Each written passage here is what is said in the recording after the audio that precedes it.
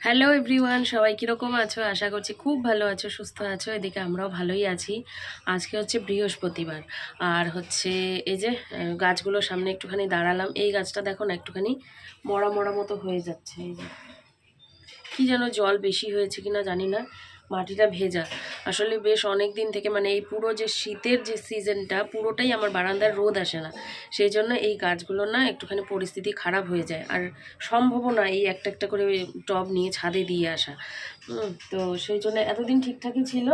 এখন দেখছি এই গাছটা মরা মরা, ওই যে হলুদ রঙের যে ছোটো ছোটো ফুল হয় সেই গাছটা এই যে মরা মরা। যদিও এই গাছের চারা উঠেছে অনেক, এই গাছের গোড়া টোড়া দিয়ে না অনেক কটা চারা উঠেছে, তো সেগুলোকে আবার লাগিয়ে দিতে হবে। যাই হোক, ফ্রেশ হয়ে গেছি, কাজকর্ম শুরু করব। তো তার আগে ছাদে যাব, ছাদে গিয়ে নাইটিটা মেলে দিয়ে আসব। আজকে আর তেমন কিছু ধোয়াধুয়ি করব না, কারণ আজকে জল আসেনি, বুঝলে। তো সেই জন্যে ধোয়ার তো প্রচুর আছে। ওর বাবা এই যে সমস্ত কিছু ছেড়ে দিয়ে গেছে, মানে জিন্স শার্ট সব কিছু ছেড়ে ফেলে রেখে গেছে। তো এগুলো আজকে আর ধোয়া হবে না, রয়ে শয়ে ধুতে হবে। এমনিতেও জ্বর থেকে উঠলামই বলা যায়। তো সেই জন্যে তেমন একটা জল ঘাটাঘাটি করব না, শুধু নাইটিটাই আপাতত ধুয়ে দিলাম। পরে দেখি কাজ বুঝে পারি নাকি, ঘরেও প্রচুর কাজ রয়েছে। তো চলো এখন যাই, ছাদ থেকে আসি, তারপরে কাটাকুটিগুলো শুরু করব। আমি এখনও জানি না বাবা আজকে কি বাজার এনেছে। মাছ তো আনবেই, কালকে ডিম হয়েছিল। তো চলো পরে আবার আসছি। সকালে ঘুম থেকে ওঠাটা আমার বরাবরই ভীষণ কষ্টকর বিষয় মনে হয়। পারিই না, কত বকা খাই তার জন্যে, কিন্তু তারপরেও সকাল সকাল ঘুম থেকে আমি উঠতেই পারি না। রাতে ঘুমাতে ঘুমাতে অনেকটাই রাত হয়, কারণ ঘুমের প্রবলেমটা এই লাস্ট কিছু বছর থেকে আমার শুরু হয়েছে। রাতের বেলায় ঘুম আসতেই চায় না, আর সকালে আমার ঘুম ভাঙতেই চায় না। ছোটোবেলাতেও এটাই হতো যখন পড়াশুনো করতাম। এই ঘুম থেকে ওঠা নিয়ে মায়ের কাছে কত বকাই না খেয়েছি, কত মুখ ঝামটা খেয়েছি, কত রাগ দেখেছি। কিন্তু কি করব, ওই যে পারিই না, খুব কষ্ট হয়। সকাল সকাল উঠলে নাকি সারা দিনটা খুব ভালো কাটে, সতেজ থাকে শরীরটা, মনটা চাঙ্গা থাকে। কিন্তু আমার যেন ঠিক উল্টোটা, ভীষণ কষ্ট হয়। যাই হোক, কষ্ট করে উঠে নিয়ে তারপরে ফ্রেশ হয়ে চলে এসেছি ছাদে। নাইটিটা ধুয়ে দিলাম। আজকে সেই রকম কিছু ধোয়া কাচা করব না, তো সেই জন্যেই আর কি ফাঁকা ফাঁকা, মানে শুধু ওই একটা মাত্র নাইটি নিয়েই চলে এসেছি। একটুখানি রোদে দাঁড়িয়ে আছি, বেশ ভালো লাগছে। রোদটা যদিও বা একটু মানে নেভা নেভা, তবে তাও ভালো লাগছে। আর কয়েকদিন পর কিন্তু রোদের মধ্যে আর দাঁড়ানোই যাবে না। সেই জন্য একটু দাঁড়ালাম, ওই পাশটা একটুখানি দেখলাম, একটু লোকজন দেখলাম। যাক, ওইদিকে আবার কাজ কিন্তু আমার অপেক্ষা করছে। ছাদ থেকে এসে বাটি করে একটুখানি দুধ, তার সাথে একটু মুসলি, তার মধ্যে দুটো খেজুর নিয়ে খেয়ে নেব। তার সাথে মেয়েকেও দিয়েছি দুধ। সকাল সকাল দেখি মেয়েটাও এখন উঠতে চাইছে না।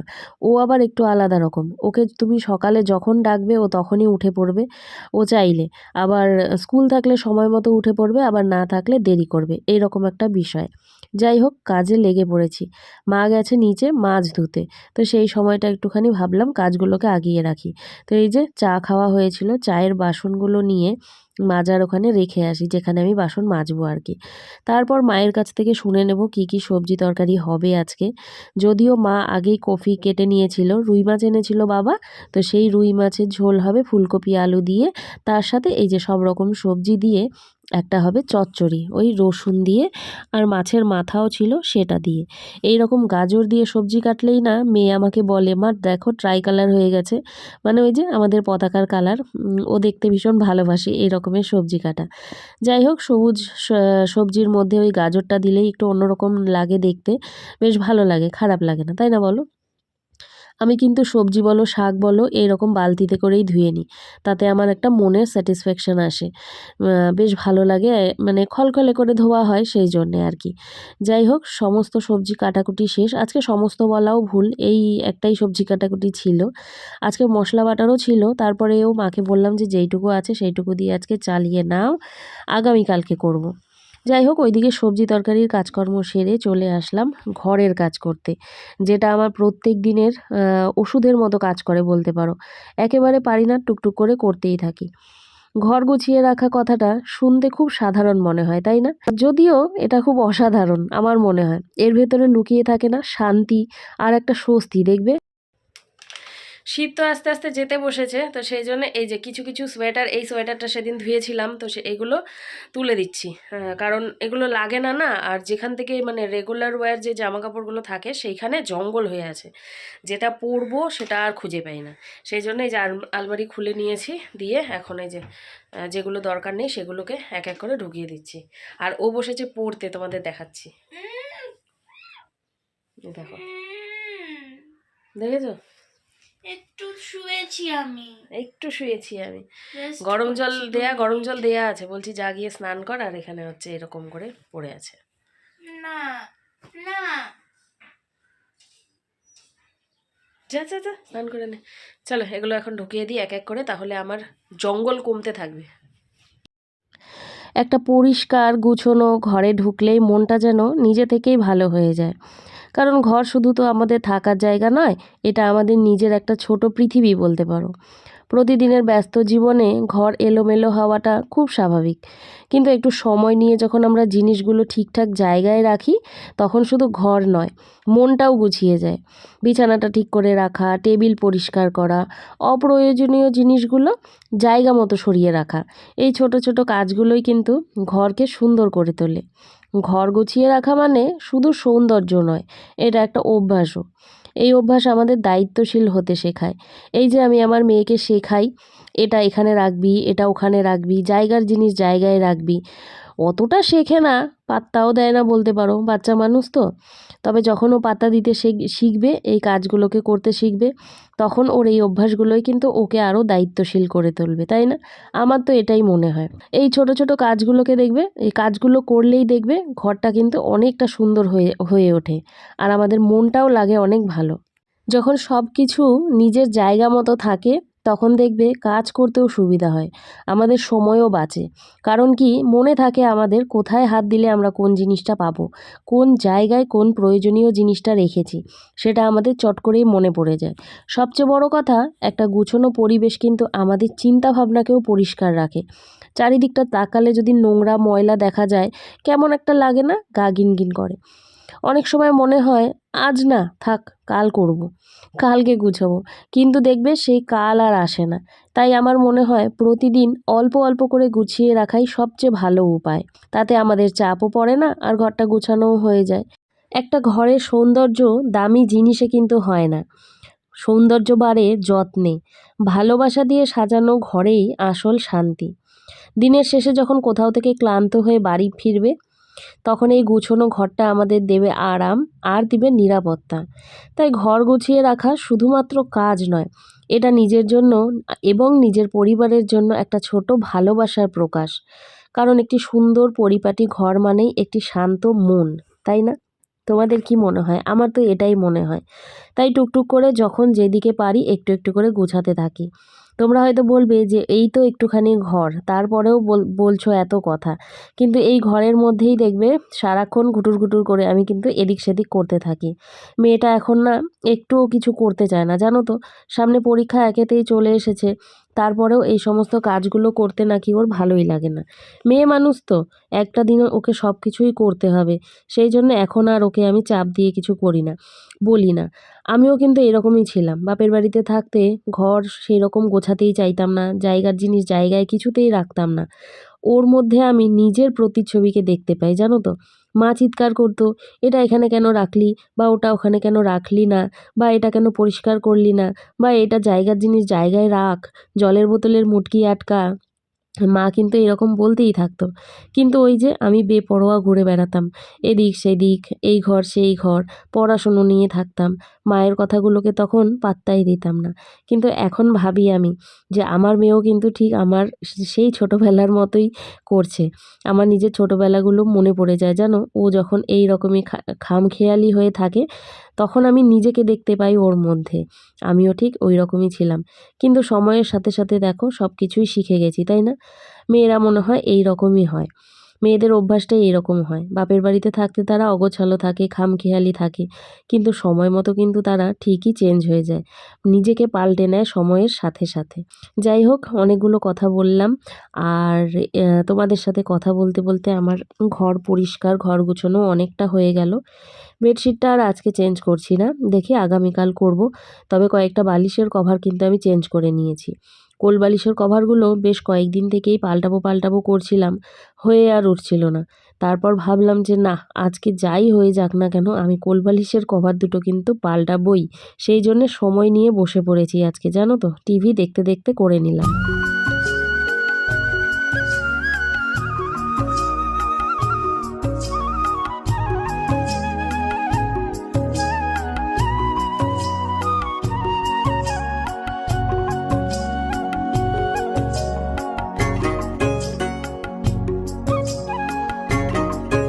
কাজ করতে করতে এদিকে কিন্তু আবার নিজের ভ্লগ নিজেই টিভিতে দেখছিলাম। নিজের আওয়াজ নিজের শুনতে, মানে নিজের ভয়েসটা নিজে শুনতে দেখবে কেমন একটা বিরক্তিকর লাগে না? আমার তো তাই লাগে। যাই হোক, স্নান করে চলেও এসেছি, আর দুজনার খাবার দাবার নিয়ে চলেও এসেছি। আর মেয়েকে খাইয়ে দেবো, খাইয়ে দিলে না ও ভালো মতো খায়, জানো তো, সেই জন্যে রান্নাবান্নাগুলো দেখিয়ে দিলাম তোমাদের। স্নান করে এসে খাওয়া দাওয়াও করে নিয়েছি। এটা খোলা থাকবে না বন্ধ করে দিব? চাপানো থাকলো। মেয়ে বলছে ওর এখন ঘুম পাচ্ছে, আমি ওকে পড়তে বসতে বলেছি, ঘড়িতে পাচ্ছে 4:45। আজকের টিউশন হচ্ছে 8টা থেকে, বেঙ্গলি টিউশন। তো আমি ওকে বললাম যদি তোর ঘুমই পায় তাহলে তুই একটুখানি ঘুমিয়ে নে, তারপরে পড়। দাঁড়াও, ফোন আসছে একটা। বললাম যে একটুখানি ঘুমিয়ে নে তারপরে পড়। হ্যাঁ, না হলে এখন যদি পড়তে বসিস তাহলে না ঘুম হবে না পড়া হবে। তো তুই ঘন্টাখানেক একটু রেস্ট নিয়ে তারপরে বসিস। 6টা নাগাদ পড়তে বসলে 6টা থেকে ধরো 7:30 অবধি 1.5 ঘন্টা পড়ে নিলে 8টার সময় টিউশন যেতে পারবে। তো ওই যে শুলো, অল আউটটা জ্বালিয়ে দিয়ে আসলাম। আর আমি এখন একটু বসলাম, একটু রেস্ট নেব, একটু টিভি দেখবো, একটু মোবাইল দেখবো, নিজের মতো করে একটু সময় কাটাবো। তো চলো পরে আবার আসছি। এই যে আজকেও চুল আঁচড়াইনি, ইচ্ছে করছে না। শ্যাম্পু দেবো ভেবেছিলাম, কিন্তু শ্যাম্পু আর দিলাম না, কারণ দেরি হয়ে গেছিলো, সেই জন্যে কালকে দিয়ে নেব। ঠিক আছে, চলো পরে আবার আসছি, আমি ফোনটা রিসিভ করি। আমার কথায় নয়, তোমরা যখন কমেন্ট করো দেবলীনাকে ভালো লাগে বা তোমার মেয়েকে ভালো লাগে বা তোমার মেয়ে চাটা খুব ভালো বানায়, এই সমস্ত কমেন্টগুলো তো ওকে আমি শোনাই, তারপরে না ও একটু আগ্রহী হয়ে ওঠে, জানো তো। আর দেখো আজকেও চলে এসেছে চা বসাতে, শরীরটা কিন্তু মেয়েটার ভালো নেই, কিন্তু তারপরেও চলে এসেছে, এসে আবার আমার জন্য কিন্তু ভিডিও করে রেখেছে।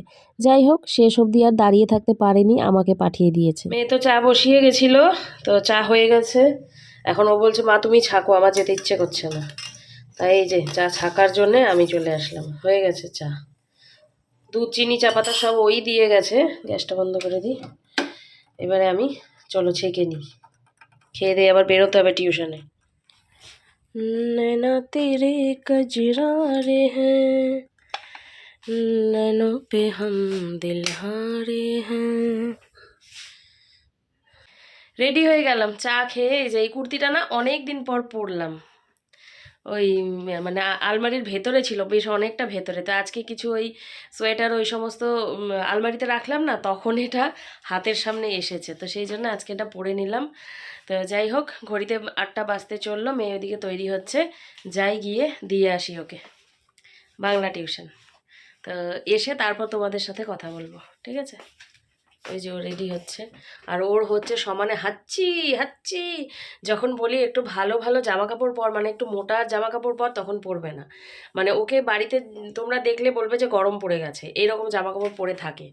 এখন ওই যে ঠান্ডা লেগেছে দেখে ওই যে এখন একটু মোটা সোটা হাতের ওপর দিয়েছি, তারপর পরেছে। এই রকম আমার মেয়েটা হয়েছে। ও ব্যাগ গুছাইছো? চলো। 2,000 years later. মেয়েকে দিয়ে তো অনেকক্ষণ আগেই চলে এসেছিলাম, এসে ঘরেই ছিলাম, ওই মোবাইল দেখছিলাম, তারপর টিভি দেখছিলাম, তারপরে একটুখানি এডিট করলাম। তো এই সব করতে করতেই কিন্তু মেয়েকে আনার টাইমও হয়ে গেল। তো যেই টিচারের কাছে ও পড়ে, তো সঠিক ছুটির টাইম নেই। পড়া হয়ে গেলে ম্যাম হচ্ছে আমাকে ফোন করে। তো আমাকে ফোন করলো, তো আমি আবার ওর বাবাকে ফোন করলাম, তখন ও দোকান থেকে চলেই এসেছিল, যে যাও মেয়ের ছুটি হয়ে গেছে। তো ও মেয়েকে নিয়ে চলে এসেছে। হ্যাঁ, তারপরে এদিকে আমি চলে এসেছি রুটি মাখতে, মানে আটা মাখতে আর কি, রুটি করব।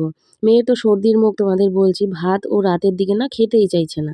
তো সেই জন্যে এই যে ও বলল যে আজকেও আমি রুটি খাবো। আর এইদিকে কিন্তু রাস্তা থেকেই ওরা দুজনা মিলে ঠিক করে এসেছে যে আজকে তড়কা দিয়ে রুটি খাবে। ওর বাবা না যেদিন ওর তড়কা বা এই সমস্ত কিছু খেতে ইচ্ছে করে আমাকে আর কিছু কিন্তু বলে না। আমাকে যদি বলে তাহলে কিন্তু আমি সেইভাবে প্রিপারেশন নিতে পারি। এদিকে আমি চিন্তায় আছি রুটির সাথে কি করব, আলু ভাজা করব না আলু তরকারি করব না কি দিয়ে আজকে রুটিটা খেতে দেব। তো দেখি পরে আবার তড়কা নিয়ে এসেছে। তো ভালোই হলো, তড়কা খেতে মেয়েও ভালোবাসে আর ওর বাবা তো ভালোবাসেই। তো দুজনার ব্যবস্থা হয়ে যাবে আর এদিকে মাছের ঝোল আছে সেই দিয়ে আমি না হয় একটুখানি ভাত খেয়ে নেব। তো তারপরে ভাতের সাথে কিন্তু ছোট একটা মতো রুটিও আমি খেয়েছি। খুন্তির খোঁচা লেগে কিন্তু রুটিটা হচ্ছে ফুটো হয়ে গেছে। তো এই দেখো ফুটোটা যেতে ধরতেই কিন্তু রুটিটা ফুলতে শুরু করেছে। তো এখন কিছুদিন থেকে আমার এইরকমই হচ্ছে।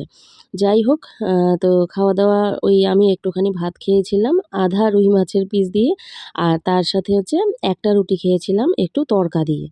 তো এই যে ওদের এদিকে দিয়ে ওর বাবাও কিন্তু এই পাশে বসে আছে। রুটিগুলো দিয়ে আমি গেছিলাম আমার ভাত বাড়তে। তো যেহেতু মোবাইলটা স্ট্যান্ডে লাগানো ছিল তো সেইজন্য আমি রেখে দিয়েই চলে গেছি। তো এদিকে মেয়ে খেতে শুরু করেছে। প্রিয় খাবার বলে কথা, দেরি তো করা যায় না, তাই না? তো আমিও এসে বসে পড়ব। এটা দেখাও। তুই কি যুদ্ধ করছিস এটার সাথে? আমি কিচ্ছু করি নাই। দেখ এই এই এই এখনই শেষ হয়েছে। এটা হচ্ছে ও চুটকি পড়ছে পায়ে, এই উল্টা হয়ে গেল। সেখানকার এই যে হার্ট শেপ। হার্ট শেপটা ভেঙে গেছে। রূপো রেখে দে। আর এই দেখো গাছটাকে আমি রাত্রেবেলা করে 2 দিন থেকে সরিয়ে রাখছি। ওইখানে থাকে তোমরা জানো, ওই যে ওইখানে থাকে, ওইখানে ও হচ্ছে ধাক্কাতে ধাক্কাতে পুতুল ফেলে দেয়, তার ফলে গাছটা আঘাত পায়, কষ্ট পায়। সেই জন্যে ওর বাবা বলেছে এখানে রাখতে। এটা তো রূপোর টুকরো, এইভাবে রাখলি কেন?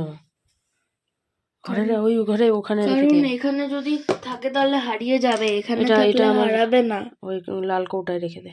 দাও। কি আর ফিক্স করা যাবে? যাবে। কিছু করিনি, সকালবেলা উঠে দেখি কি না না, কিছুর সাথে হয়তো লেগে টেগে ছিল, কম্বলে টম্বলে, হ্যাঁ লেগে খুলে গেছে, ভেঙে গেছে ওটা। ভেঙে গেছে উপর থেকে। চলো মশারি করো, আজকের মতো কমপ্লিট। আজকের দিনটা শেষ, আজকের দিন শেষ, ভালো মতোই কাটলো আজকের দিনটা। এই কিচেন টাওয়েলটা মেয়ে দেখো কোথায় পেতে রেখেছে। এখানে একটা ছোট করে আর কোনো ওটাতে রাখার মতো জায়গা পাই একটা টাওয়েল পেতে নিস। নে ওর শিগগিরই, ওর লেগেছে ঠান্ডা, একটা ওষুধ খেলো। ওষুধটা খেয়ে সবাই ঘুমিয়ে পড়ে। ঘুমা, চশমাটা বাইরে রাখো আর গলার মধ্যে চাদরটা পেঁচিয়ে নাও। ওঠো উপরে, ওঠো উপরে, ওঠো। কালকে কি ফ্রাইডে না? কালকে 5:30 না 7:30? কালকে টিউশন নেই। কেন, স্যার বললো? স্যার মেসেজ করে দিবে গ্রুপে। গ্রুপে তো মেসেজ করবে। আচ্ছা, আমি বলে দিচ্ছি। তাহলে বাংলা কি পড়ে নিতি তাহলে? বাংলা পড়াবে নাকি ম্যাম? বাংলা তো পড়ায় না, কালকে তো মিসের ব্যাচ থাকে না। ও শুধু টিউসডে আর থার্সডে করেই থাকে, ও আর স্যাটারডে থাকে রাত্রে। আচ্ছা, শুয়ে পড়ো, গুড নাইট। হ্যাঁ। আমি এমনই একটা পাগল মানুষ, হ্যাঁ রে বাবু। মানুষে আইফোন দিয়ে ভিডিও করার জন্যে পাগল হয়ে যায়, আইফোন কিনে ভিডিও করার জন্যে। আর আমি আইফোন রেখে এই একটা পাতি ফোন দিয়ে ভ্লগ করি। এটাতেই তো আমার ভালো লাগে। আমার ভিডিওর কোয়ালিটি যে কীরকম হয় আমি নিজেও কিন্তু আমার ভ্লগ দেখি না, জানো, যে তোমাদের বলবো। ওই যে আজকের ভ্লগেই তো তোমরা দেখলে যে আমি হচ্ছে টিভিতে ভ্লগ চালিয়ে দেখছিলাম। আমার এই চ্যানেলটা বাবু তুই আইফোনে খুলে দিস তো। তাই আমি ভাবি, মেয়েও আমাকে বলতো যে সবাই আইফোন করে আর তোমার হচ্ছে এই ফোনটা। এটা আমার ভিভোর ফোন, একটা কত কি মডেল আমি কিছুই জানি না। এই যে মানুষে পাগল হয়ে যায় যে আইফোনে ভিডিও করবে। আমার কাছে 2 ক্যামেরারও আছে, 3 ক্যামেরারও আছে, কিন্তু আমি করি এই একটা ফোন দিয়ে। কি বলবো বলো, পাগল ছাড়া আর নিজেকে কি বলবো। যাই হোক, দেখি তো করব, তোমরা জানিও তো যে এই কোয়ালিটিটা ভালো লাগছে না ওই কোয়ালিটিটা। আমার এই চ্যানেলটা আইফোনেও খুলবো, মানে দুটো ফোনেই একই চ্যানেল থাকবে, যেন আমি ওই ফোন থেকে ভ্লগ করলেও ওই ফোন থেকেই আপলোড দিতে পারি, এই ফোন থেকে করলে এই ফোন থেকেও আপলোড দিতে পারি। তো দেখবো তো এই ওই ফোনে আপলোড মানে ভ্লগটা বানিয়ে তোমরা জানাবে যে কোয়ালিটি কোনটা বেটার, ঠিক আছে? তো চলো, যাই হোক, এটা আমি আজকেই ভাবলাম। তো চলো, ভ্লগ শেষ করার টাইম হয়ে গেল। মেয়ের বিছানা তো করে দিয়ে আসলাম আধা, আর এদিকে আমার বিছানাও করতে হবে। ওর বাবা রয়েছে বারান্দায়, আর আমি এখন মশারি করব। তো চলো, ব্লগ কীরকম লাগলো জানিও। আর তোমরা অনেকেই আমাকে বলেছো যে আমার কথা নাকি তোমাদের খুব ভালো লাগে। আমি চেষ্টা করব এইভাবেই আমার কথা দিয়ে তোমাদের মন জয় করা, ঠিক আছে? যারা নতুন বন্ধু দেখছো সাবস্ক্রাইব করে দিও, আর যারা কমেন্ট শেয়ার করে দিও। চলো, দেখা হচ্ছে আগামীকাল নতুন একটি ভ্লগের সাথে। আজকের জন্যে টাটা, গুড নাইট। আগামীকাল আমাদের জন্য কি অপেক্ষা করছে আমরা তো সেটা জানি না, তাই না? সেই জন্য আগামীকালটাও তোমাদের সাথে শেয়ার করব। তোমরা সবাই সেই পর্যন্ত খুব ভালো থেকো। চলো, টাটা।